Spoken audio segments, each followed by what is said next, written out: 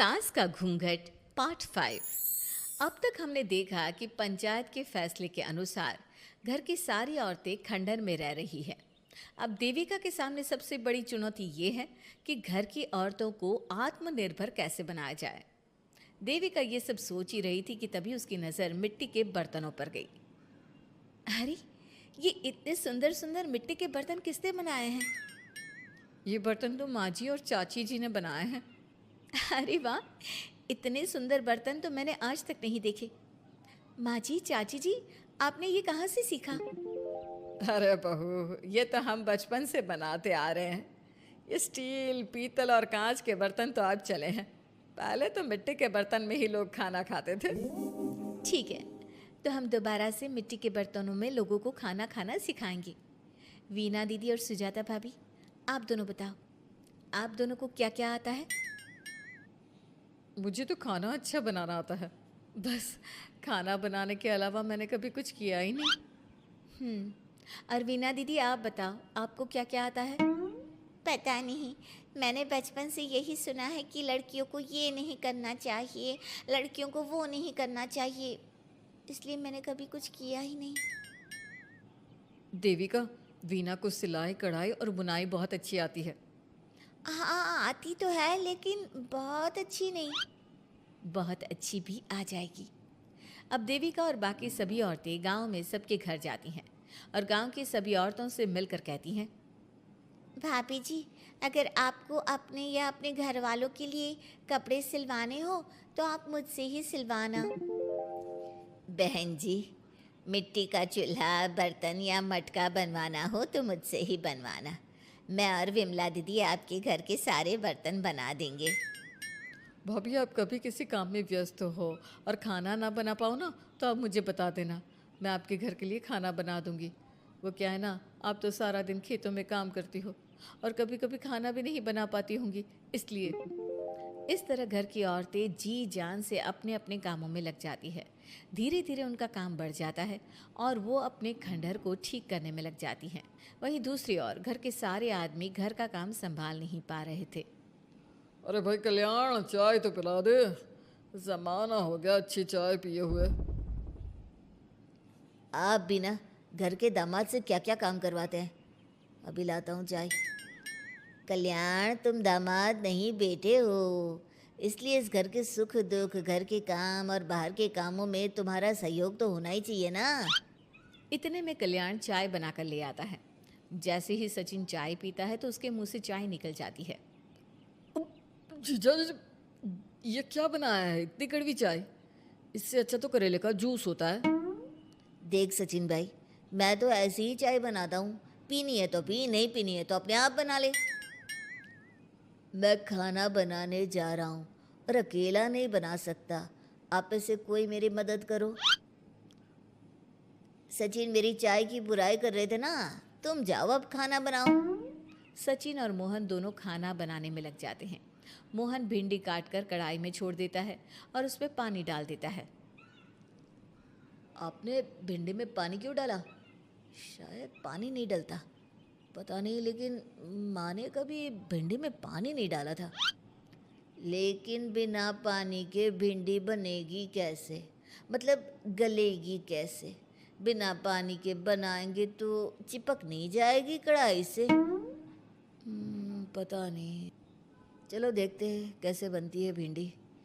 भैया, कितने दिन हो गए ना अच्छा खाना खाए हुए। खाना तो सुजाता बनाती है, इतना मज़ेदार खाना कोई और बना ही नहीं पाता। सचिन और मोहन खाना तैयार करके ले आए। सभी आदमी खाना खाने लगे। खाना बना तो बहुत बुरा था, लेकिन किसी ने बिना कुछ कहे खाना खा लिया।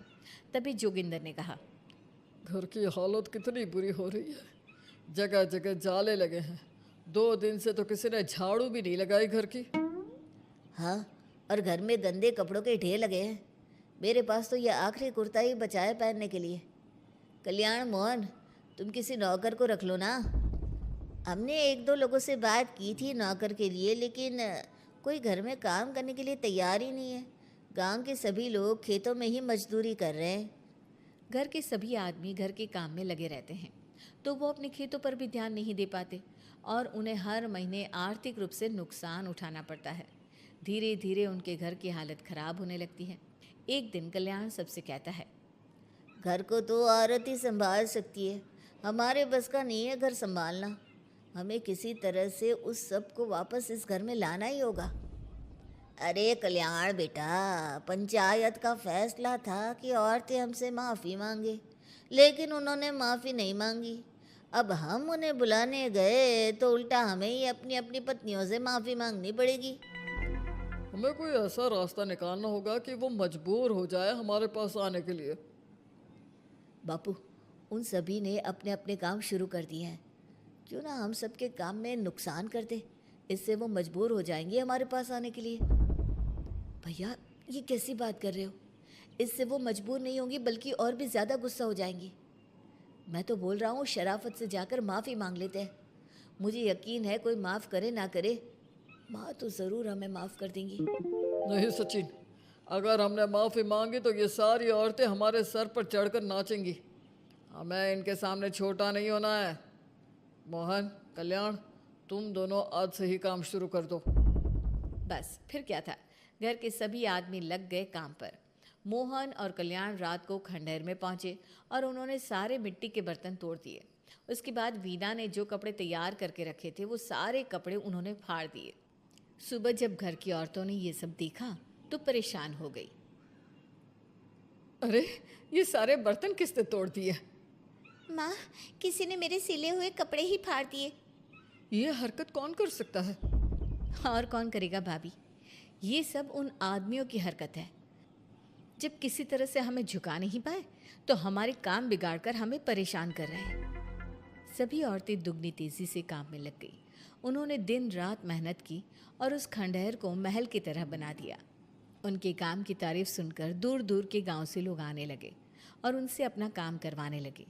एक दिन सभी औरतें बैठकर खाना खा रही थी, तभी विमला ने देविका से कहा, देविका, हम कभी सोच भी नहीं सकते थे कि हम अपनी मेहनत से अपने लिए इतना बड़ा और इतना अच्छा घर बना लेंगे। देविका बहू, आज हमें इस बात का एहसास हो रहा है कि हम तो सिर्फ सांस ले रहे थे, जीना तो हमें तुमने सिखाया है।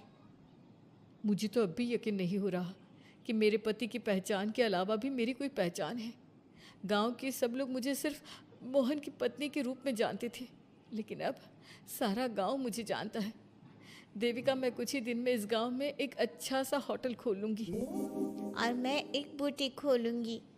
मैं यहाँ गांव की लड़कियों के लिए एक स्कूल खोलना चाहती हूँ, यही मेरा सपना है। सभी औरतें खाना खाकर सो जाती है। रात बहुत ज़्यादा हो गई है, लेकिन देविका को नींद नहीं आ रही थी। तभी उसे किसी के कदमों की आवाज़ सुनाई दी। पहले तो देविका थोड़ी डर गई, लेकिन उसने हिम्मत करके उठकर देखा तो उसके सामने सचिन खड़ा था। सचिन, तुम यहाँ क्या कर रहे हो? कहीं तुम मेरा कोई नुकसान तो करने नहीं आए? मेरे पास तो किताबों के अलावा कुछ नहीं है, फाड़ना चाहो तो फाड़ सकते हो। देविका, मैं तुम्हारा कोई नुकसान करने नहीं आया हूँ, बस तुमसे माफ़ी मांगने आया हूँ। क्या? रात के अंधेरे में चोरों की तरह तुम मुझसे माफ़ी मांगने आए हो? प्लीज़ देविका, माँ और चाची को समझाओ कि वो बापू और चाचा जी से माफ़ी मांग ले और तुम सबको लेकर घर आ जाए। सचिन, तुम भी तो अपने बापू और चाचा को अपने साथ ला सकते थे ना, और माँ और चाची से माफ़ी मंगवा सकते थे ना। प्लीज़ देविका, मुझे माफ़ कर दो और घर चलो। कैसे माफ़ कर दूँ सचिन? तुमने मुझे मरने के लिए छोड़ दिया। अगर माँ और चाची हिम्मत करके मुझे अस्पताल ना ले जाती तो आज मैं और मेरा बच्चा जिंदा ना होते। ना तुम मुझे अस्पताल में देखने आए और ना ही अस्पताल से आने के बाद मेरा हाल चाल पूछा।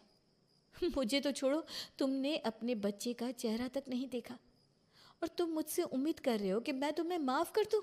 कभी नहीं सचिन। देखो देविका, हम सबको बहुत नुकसान हो रहा है। घर के काम की वजह से हम बाहर के काम पर ध्यान नहीं दे पा रहे। घर और जिंदगी दोनों अस्त व्यस्त है। वो इसलिए कि तुम सब आदमी संगठित नहीं हो, अपना दिमाग और ऊर्जा हमें परेशान करने में लगा रहे हो। और हम औरतें संगठित हैं, हम अपना दिमाग और ऊर्जा अपनी प्रगति में लगा रहे हैं। इसलिए हमने खंडहर को भी महल की तरह कर दिया और तुम्हारी हवेली खंडहर की तरह लगती है। सचिन देविका से बार बार माफ़ी मांग रहा है। क्या सचिन को अपनी गलती का सच में पछतावा है, या फिर ये घर के आदमियों की कोई नई चाल है? ये जानने के लिए आपको हमारे आने वाले एपिसोड का इंतज़ार करना होगा।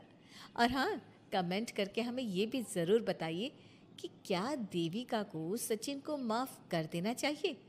क्या उसे सब कुछ भूलकर सचिन के साथ अपना घर बसाना चाहिए, या फिर सचिन को भूल जाना चाहिए?